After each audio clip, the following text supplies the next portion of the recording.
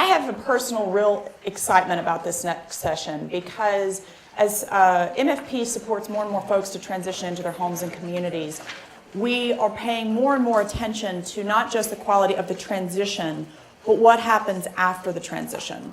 And as Monica mentioned this morning, the importance of not just surviving, but thriving. And we know that from across the different transition initiatives and across the different disability populations, somehow work and employment is a tough nut to crack. Is there anybody who would agree with that? It's a difficult dynamic to support people in figuring out how to best navigate the system in understanding how they can potentially go back to work. And yet that is obviously, those of us who are in this room are here during our work time. Vocation is a fundamental piece of what makes us full human beings, right? Full, well-rounded human beings. And so to have a sense of purpose and to have a sense of work is always an important thing that we need to be mindful of. So we have been very excited to pull this next panel together to talk about how do people best access employment opportunities? And what is one of the biggest challenges people face when they're trying to think about work, or you're trying to support people in thinking about work? What's the thing they're concerned about? Benefits. Exactly. Amen. Absolutely. And so we have, I think, some really great people to give some really good insight on that process. So I'm very, very pleased for this particular panel, and I'm excited to learn a lot too. So I wanted to introduce our next set of panelists. We have Barbara Wilder and Brenda Lowe from the Division of Vocational Rehabilitation. And then we have Brian Simpson from the Social Security Administration Office.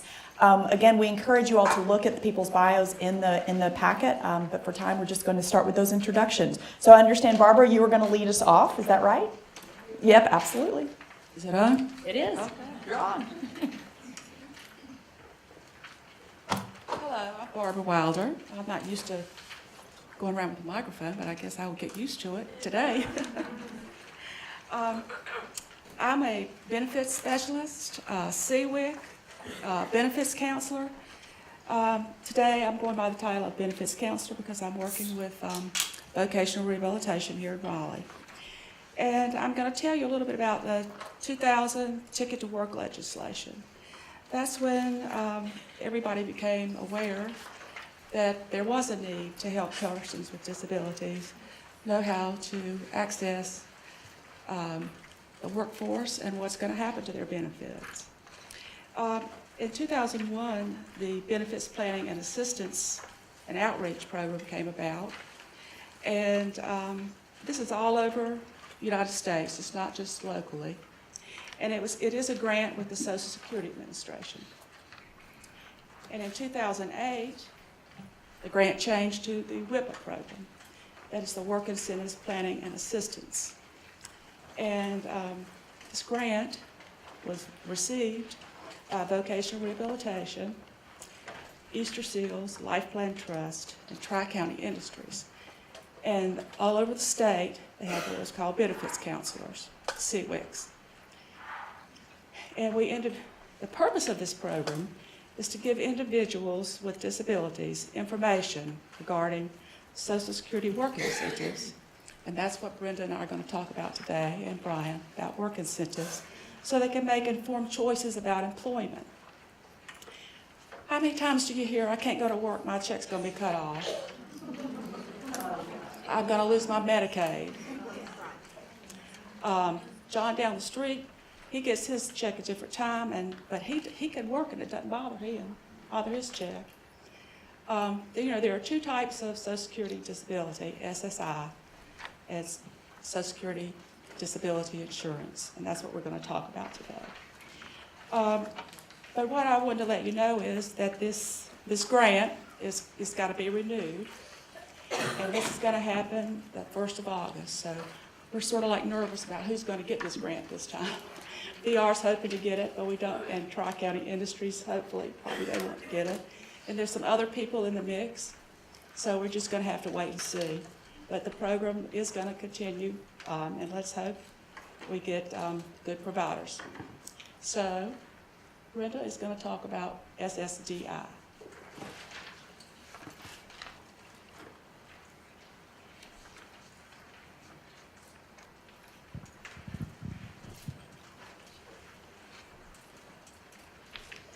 Hello, everyone. Can you hear me, or am I talking too loud? Or just fine? Okay. Now, I'm going to talk about the Social Security Disability Insurance. That pays to people who cannot work because of a medical condition that is expected to last at least 1 year or result in death. Federal law requires this very strict definition of disability. You also have to pay into the Social Security to apply for this benefit. Now, first of all, when you go to work, you're going to have a 9 months trial work period. Does not have to be 9 consecutive months. Only the months, and this is the figure for 2015, only the months that your gross wages is $780 for that month. If someone earns $700, doesn't count as a trial work period. Let's say the next month they earn $1,000. The only thing it's going to do is count as one of those trial work periods. Does not affect their disability benefit or anything. When and if those trial work periods have been completed, the next step is the extended period of eligibility. Now, during that 3 years, and it is 3 consecutive years, as long as the gross wages stay below the substantial gainful activity amount, which for this year is $1,090, they will receive their benefit. Now, let me explain this. When they're in that 36 months, the first month that they go over the SGA level, they will receive a check for that month and 2 additional months. The first month is the cessation month, and the next 2 months are the grace months. After that, any month that they go over the SGA level, they're not eligible for a check. So that's why whenever we are talking to someone, explaining the work incentive, we tell them right in the beginning that the very first thing that they need to do after receiving their first paycheck or their first month's paychecks, that they go to the Social Security office to report that they have started to work. And we encourage them to go to the Social Security office so that there will be a paper trail. Now, after that, they don't have to report it till they get closer to using their trial work period, because after the trial work period, they have to keep up with their wages anyway, so they can keep up with their trial work period. After the trial work period has been completed, well, we advise people to, about the 7th or the 8th month, the impairment-related work expenses can help them. That's when they can get receipts from the doctor, receipts from their medication. If they have if they can't catch a bus, they can't drive, if they have to take a taxi or they have to pay someone to take them back and forth to work, then they can get a receipt for that.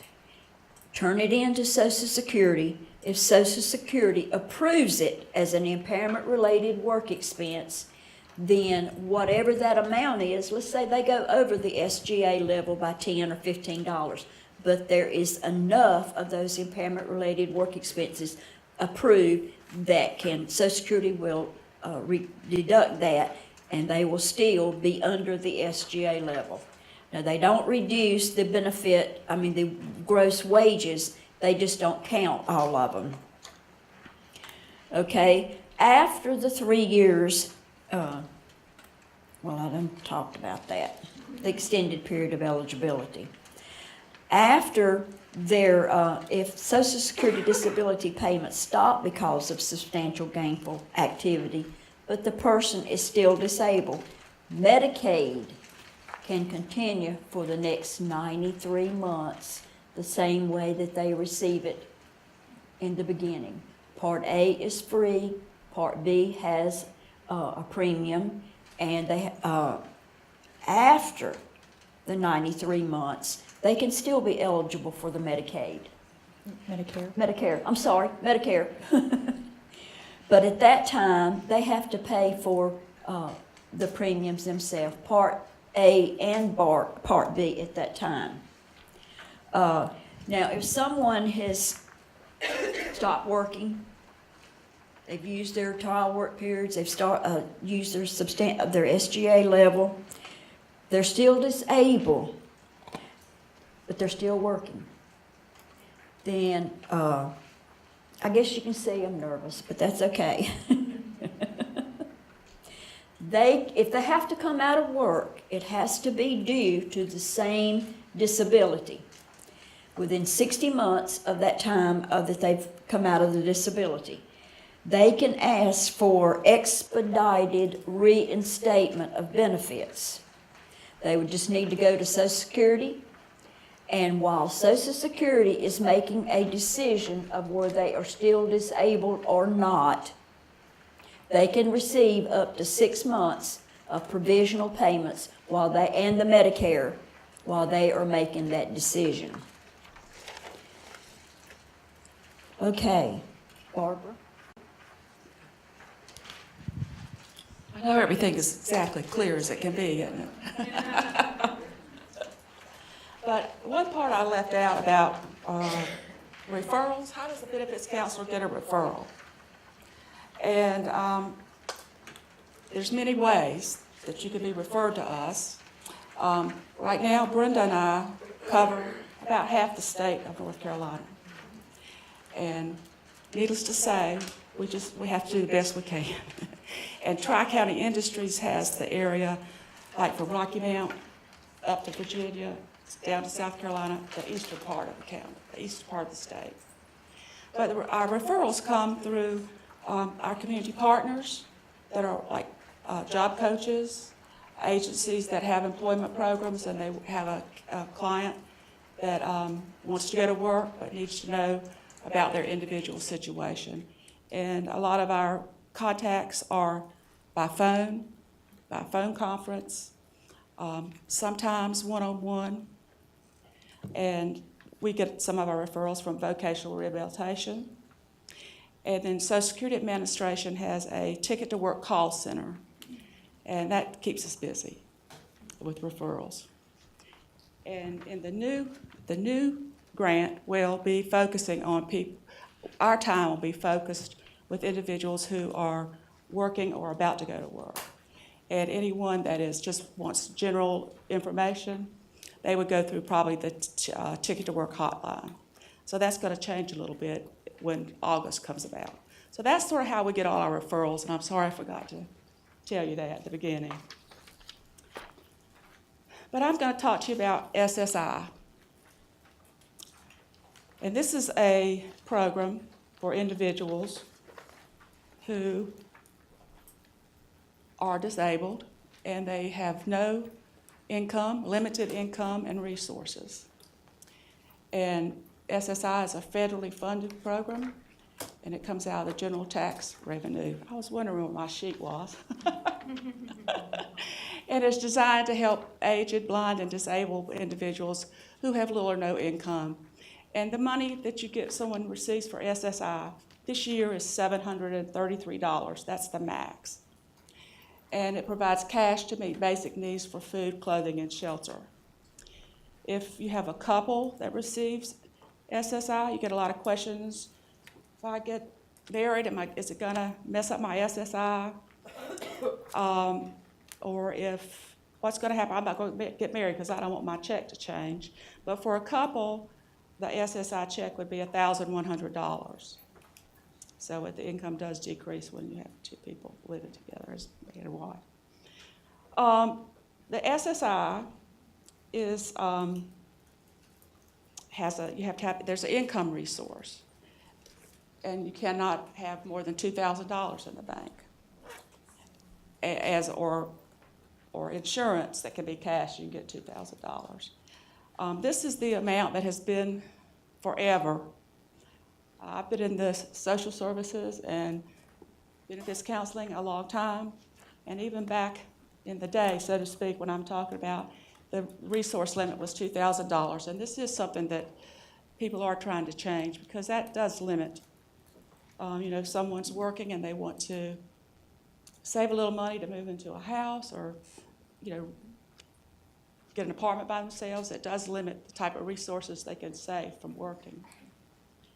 And also, when you receive SSI, you get Medicaid.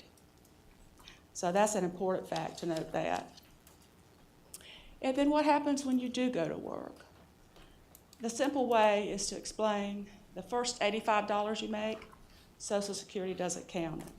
You get a $20 general income exclusion and a $65 earned income exclusion. So if your wages are $485, Social Security is immediately going to give you $85, so they're looking at your income would be $400. And when we're talking about Social Security, SSI, or Social Security disability income, when you go to work, we're always looking at gross wages. And gross wages is with taxes and everything. Not the debt wages, the gross wages. So for every dollar from your SSI check, for every $2 you earn, Social Security will take $1. And a simple way to look at this is someone's making $485 gross. You minus the 85, Social Security is looking at you've got $400. And then you divide that by 2, Social Security is going to look that you have $200 gross wages. So you'll take I told you the max SSI would be $733. You minus the $200, their SSI check would go down to $533. And I hear all the time, well, I'm going to work and my check's cut. How's that going to help me? And I just try to show them that your SSI is going to be like $533. Your gross wages are $485. You add those two together, your gross income is going to be $1,018. That's a little bit more than just $733 if you're not working. So that's just an example of how going to work would affect someone's SSI check. Then we're going to talk about work incentives. 1619B, that's my favorite one. This is the best work incentive that Social Security has, I think. Brian may not think so, but I do. But this is a program where someone gets SSI and they make over what the threshold is, where their SSI check would go to 0, which is $1,551 a month. And they're working and they're making maybe $1,800. Their SSI check is going to go to 0 because they're over the threshold. But they're still disabled. They're still going to be SSI eligible. They're just not going to get cash money. But they're going to be able to keep their Medicaid under the 1619B work incentive until they make $34,424 in a year. And that is the same amount that was in 2014. It hasn't changed in 2015. There was a lot of information in that one sentence. So, Hold on a second. So the 1,155, that's, at that point, they don't get a cash benefit, is that right? That if they're working, If they're working and they their make that income is much. over $1,551. That's the threshold amount. Okay, thank you.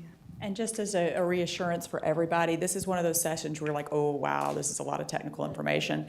And you're going to have a much greater appreciation for these these wonderful women do.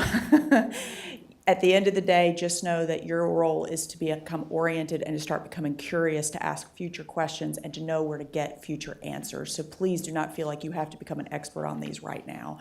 And then the other thing is, I'd actually forgot to say, the panel has asked that we hold questions till the end. So no, that was my fault. So we'll hold the rest of the questions.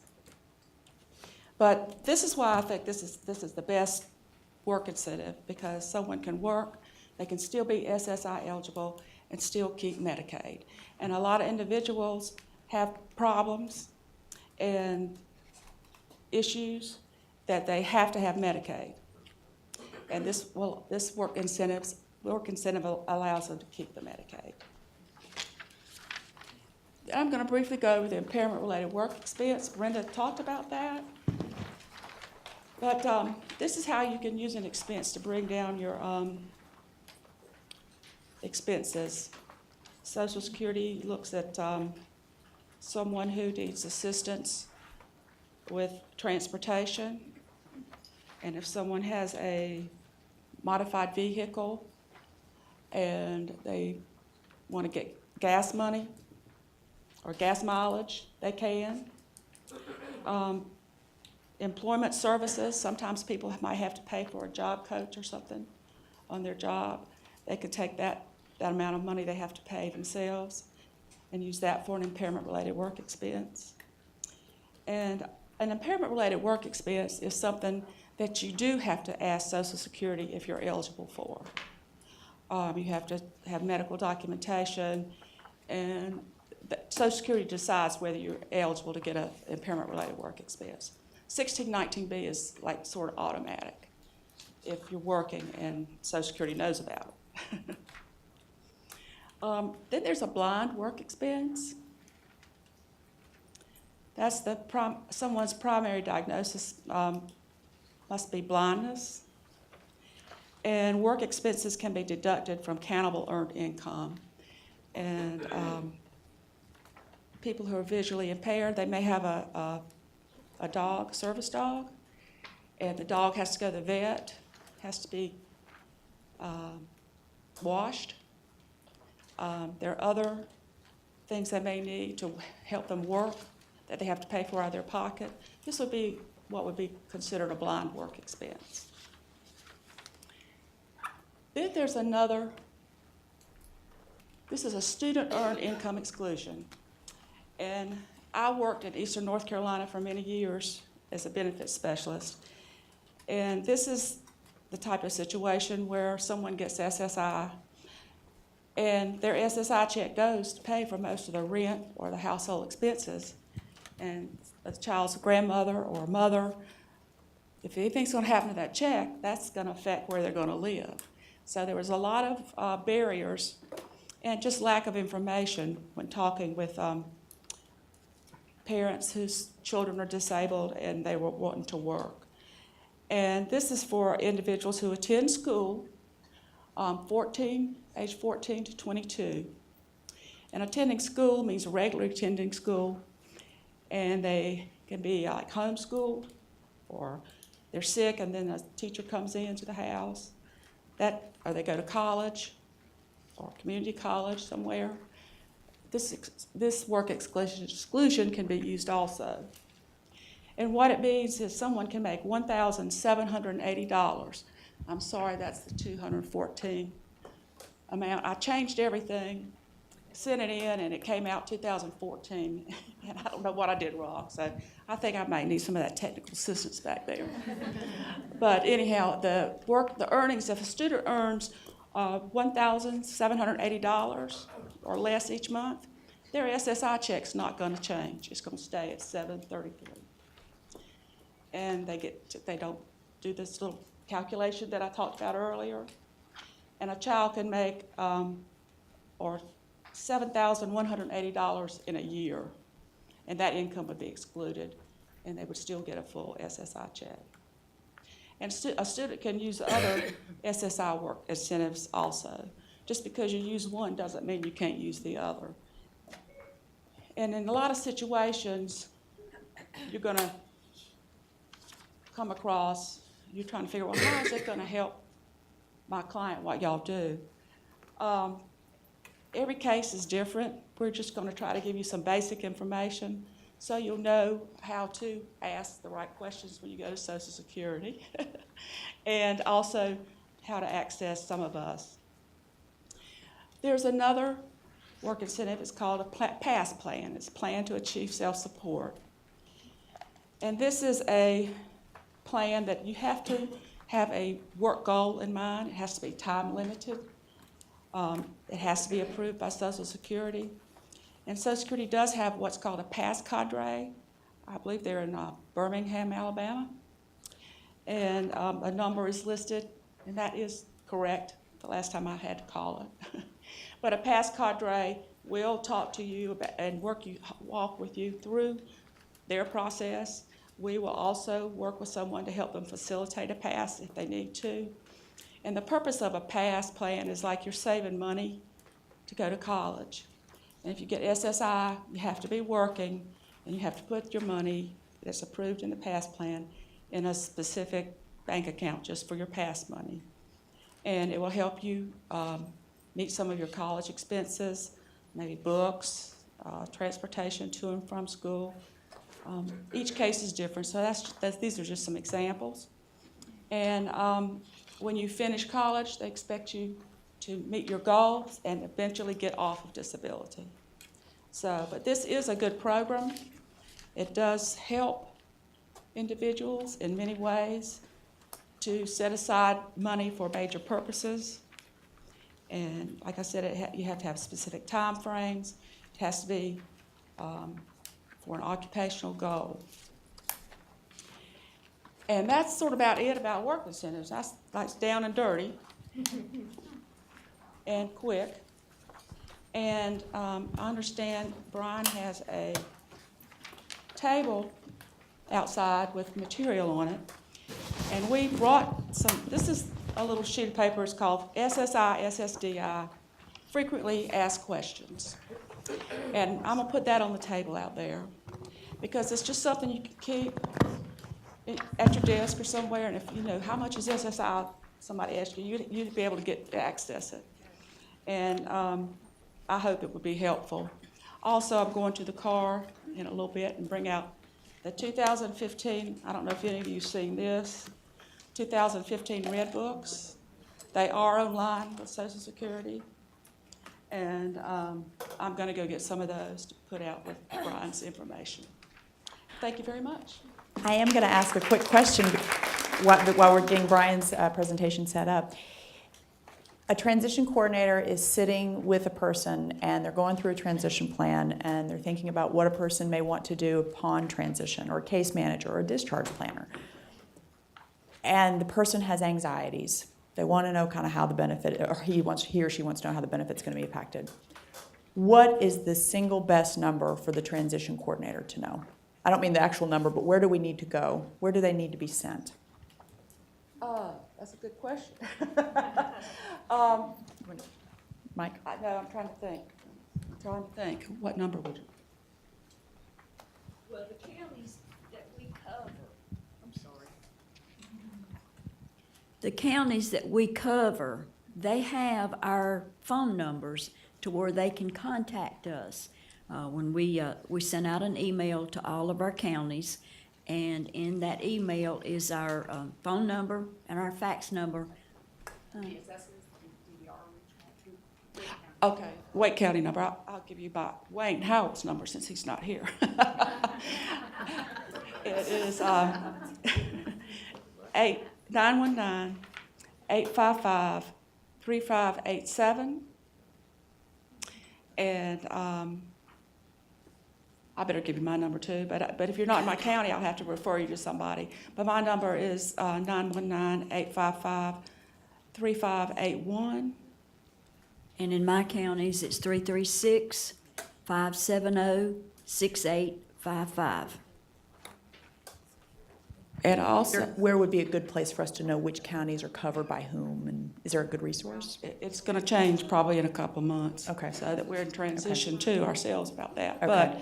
But we do have that information. I believe it's online, maybe with VR. It's a VVR. Yes, but also SSA.gov, if you go to the program Ticket to Work and you want to know who your benefits counselor is, it's also on that. Okay. And there's the Ticket to Work hotline number also that would be on that website. And I'm located in Burlington in the VR office.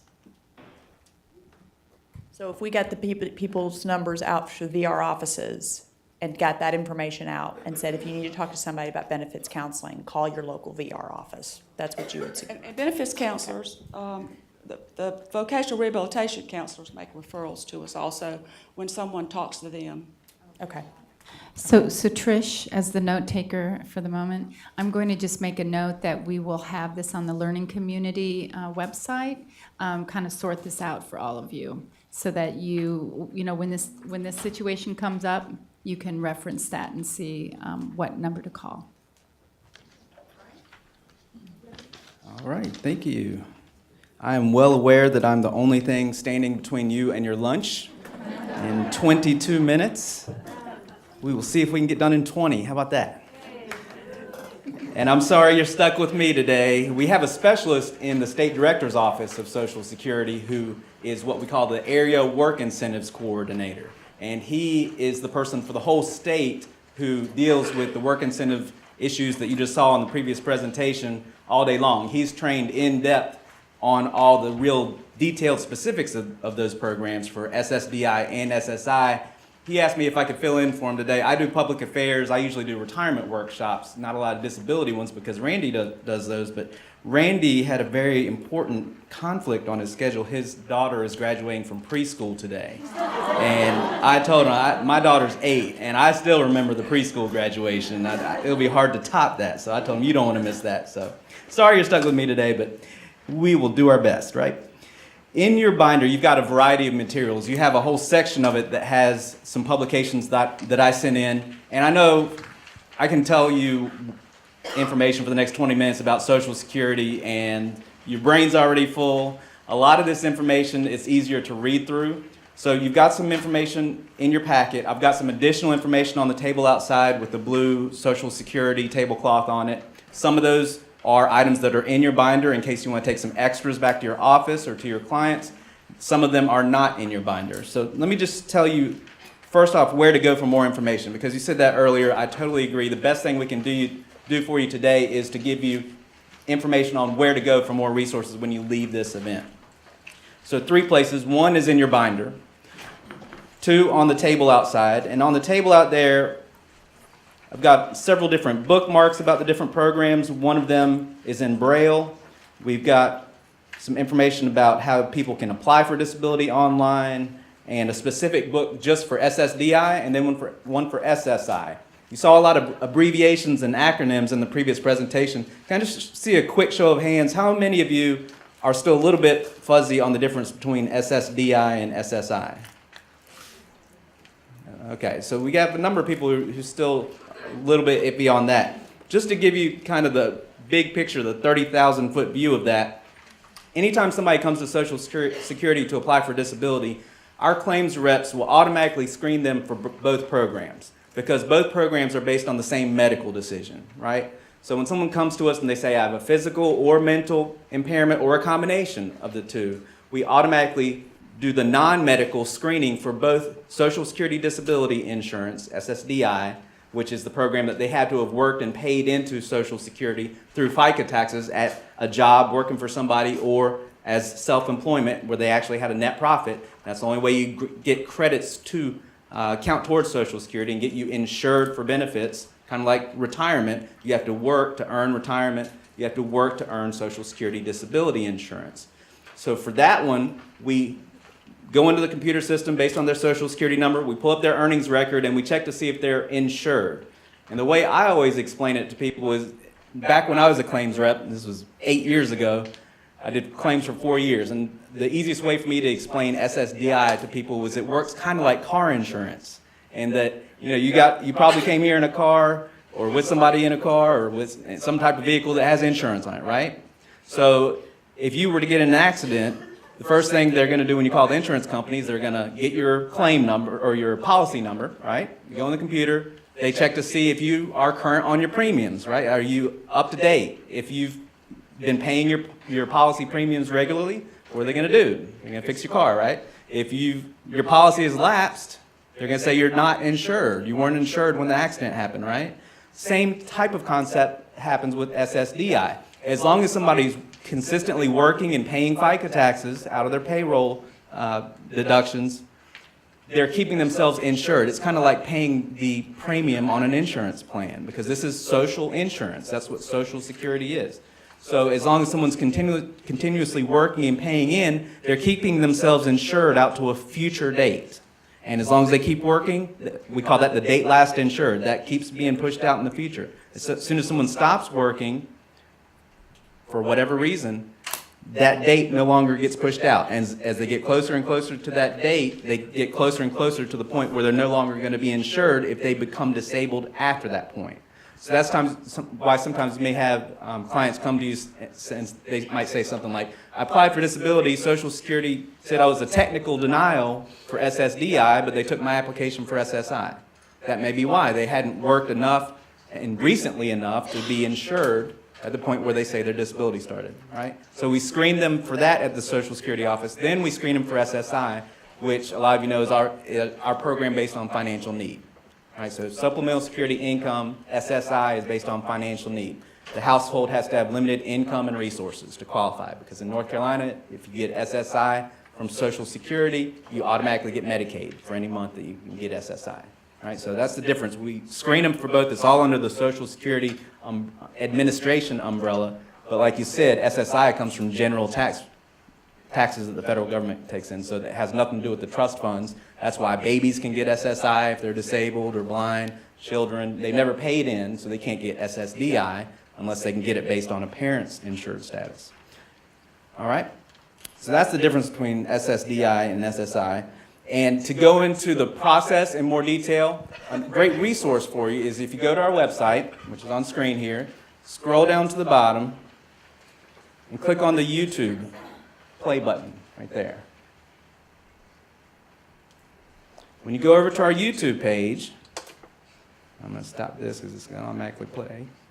If you go to the playlists on our YouTube page, we have a 7-part video series on the Social Security disability claims process. This is pretty new. We just put this up there. So it is a real user-friendly way to explain to somebody what's going to happen when you go to Social Security and apply, whether they're approved initially or they go through the appeals process.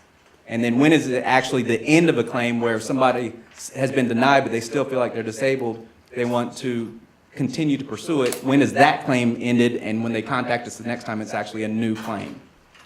So that's the first one. The second playlist on here is about the faces and facts of disability, and that's a presentation I'm going to run through with you real quick. But these are 8 real people who've shared their story on our website to talk about what the disability program has done for them. So if you want to see some real stories that you can share with your colleagues or at your agencies, none of our information is copyright protected, so you can share them on your e-newsletters or on your websites, wherever you want to. So 2 great resources to check out. Also, what's on the bookmarks outside is this website, ssa.gov/work or socialsecurity.gov/work. ssa.gov or socialsecurity.gov will take you to the same place. And this talks about information both for the beneficiary and for the service providers. So if you haven't been there, that's a real good one to check out.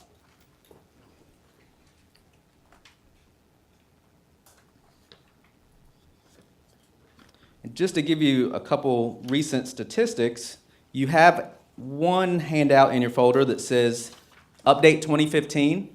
That's in the Social Security section. On the front of this, the bottom half is all about earnings limits. The very bottom of it talks about the current earnings limits for Social Security, and it talks about what you discussed in the previous presentation about what counts as a trial work period month. And then you flip over to the back, it's got the 2015 figures for SSI, for individuals and couples. Sometimes the husband and wife are both on SSI, so there's a cap on how much that household can receive. And it talks about the income and resource limits for them. So that's on the one that says Update 2015.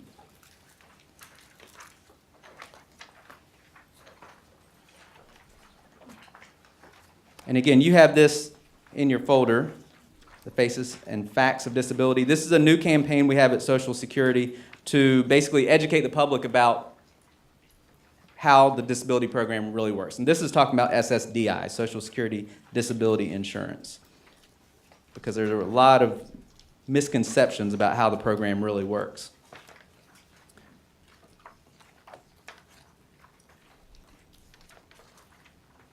And this is real short and sweet. So first off, the website for this campaign is ssa.gov/disabilityfacts. If you go to that site, you can actually access this presentation. You can access a fact sheet that you can print out that has basically the notes to this presentation in case you want to incorporate it into any of the training sessions that you do at your office. If you want to do a staff meeting for your office where you give this information to your colleagues or to beneficiaries, you're welcome to do that. Also, it's got all kinds of other information on there, infographics that you can use on your website, pre-packaged tweets and Facebook posts, all kinds of things to help make it easy for you to share this information with others.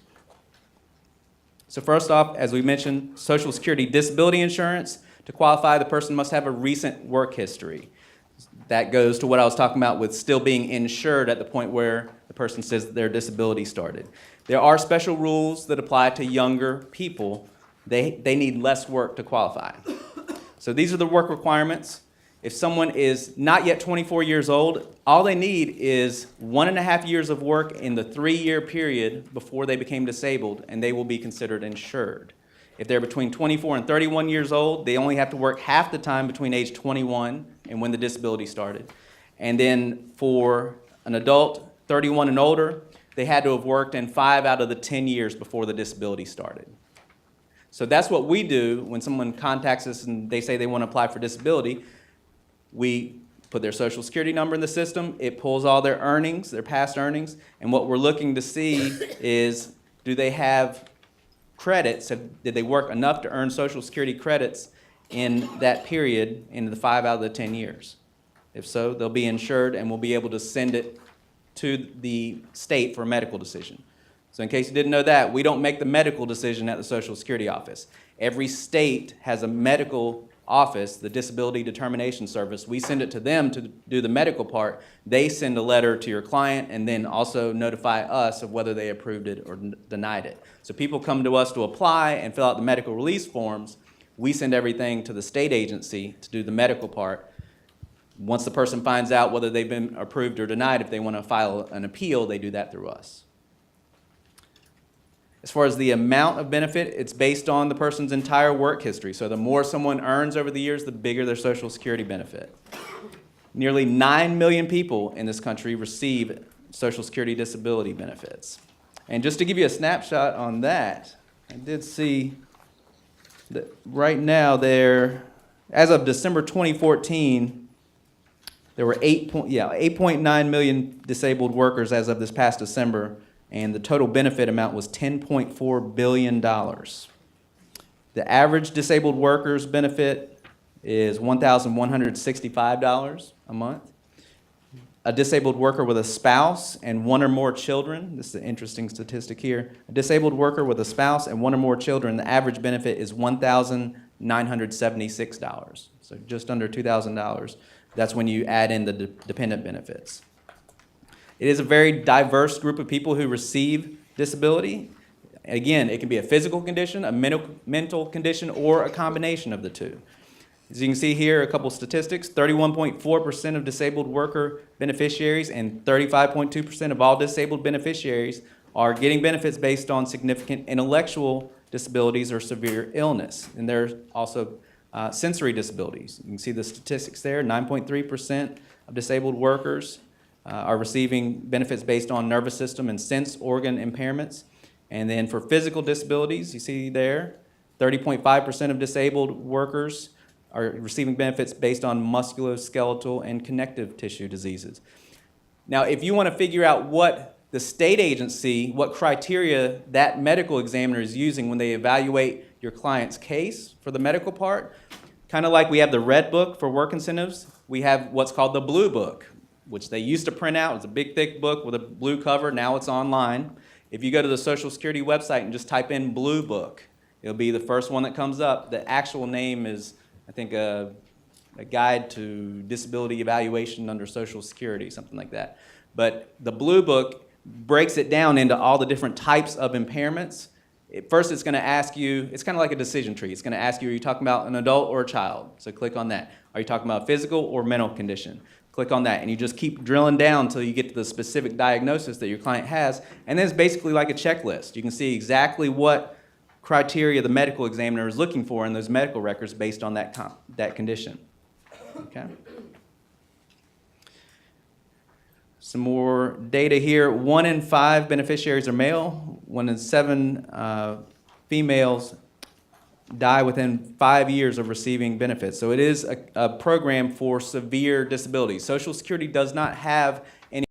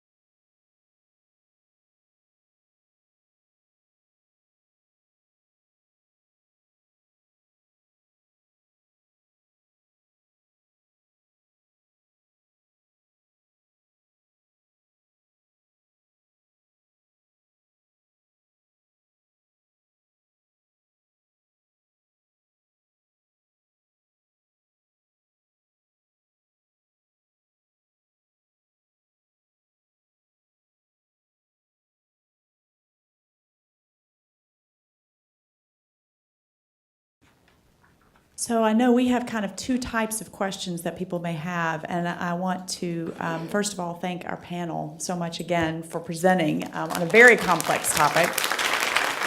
Not an easy topic to convey in an hour. And I wanted to remind folks that because we're right up at our lunchtime, if people want to post their questions online, we can definitely field the questions that way as well.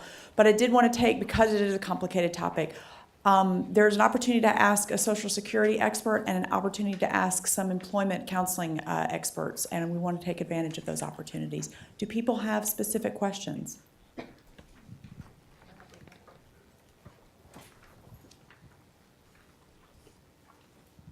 So this is not a work-related, this is pertaining to transitions. So one of the issues that I've run across is people transitioning out of nursing homes home, don't have income because they're not allowed to reapply for their benefits until the day they exit the facility. And that leaves them without income for a good period of time. Is there any way to make this happen that I may not be aware of? Because we've been told they can't apply for their benefits until they've exited. Of course, they're already obtaining bills very quickly once they leave the nursing home. Do you know that? I don't know the answer to that one, but I did want to show you how to find Randy's contact information on here.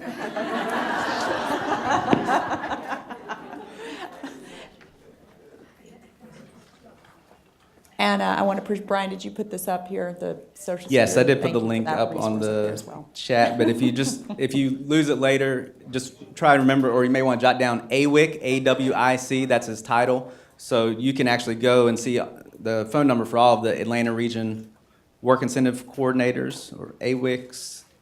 And if you just search that, or go to the link you see on the screen over here.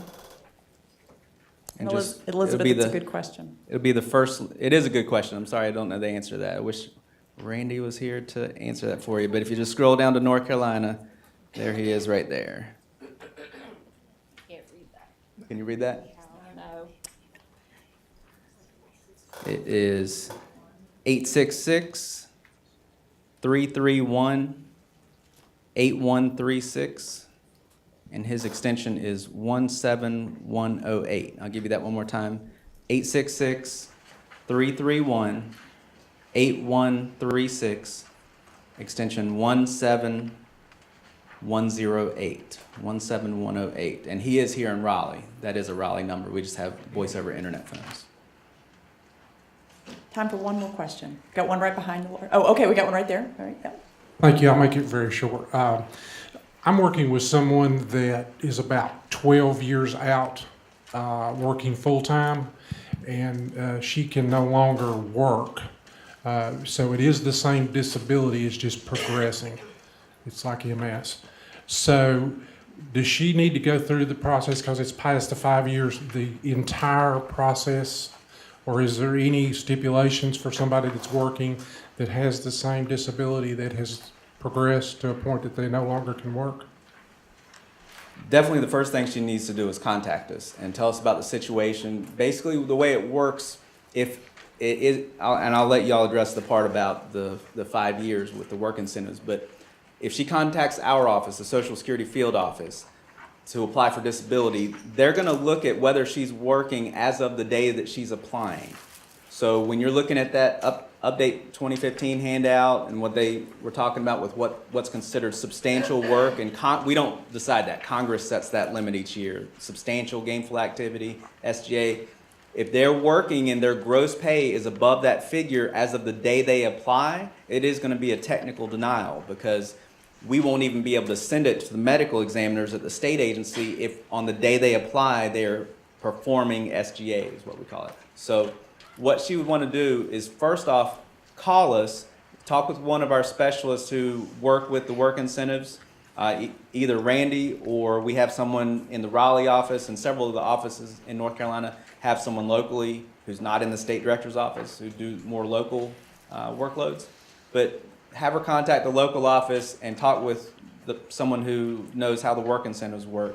First off, to see if she's going to have to go through the whole process. If she finds out that she will, then she basically, it depends on her earnings. If she's earning over that figure for substantial work, she's going to want to wait until, basically the first day that she's below that. Maybe it progresses if she has to go more part-time, and as soon as it goes below that figure, we can send it for a medical decision.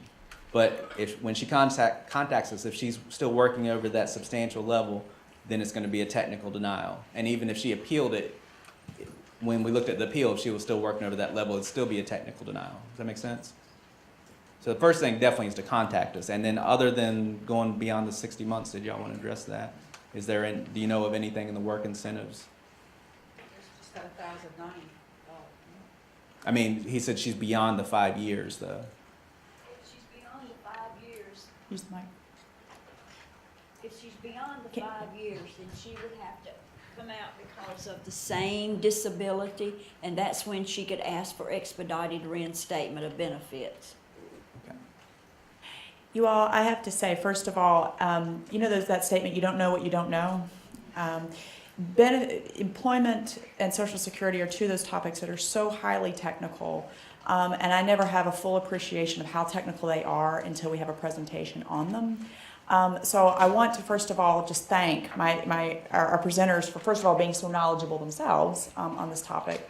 And especially, I think this panel gets a little bit of an extra applause because they're all pitch hitting for the people who are supposed to be here. So let's give them an extra round of applause for this one. Yeah. we'll talk about that later. Anyway, so thank you all so much. And again, Brian's put some great resources, and everybody on the Today's Meet site. So again, use this resource opportunity.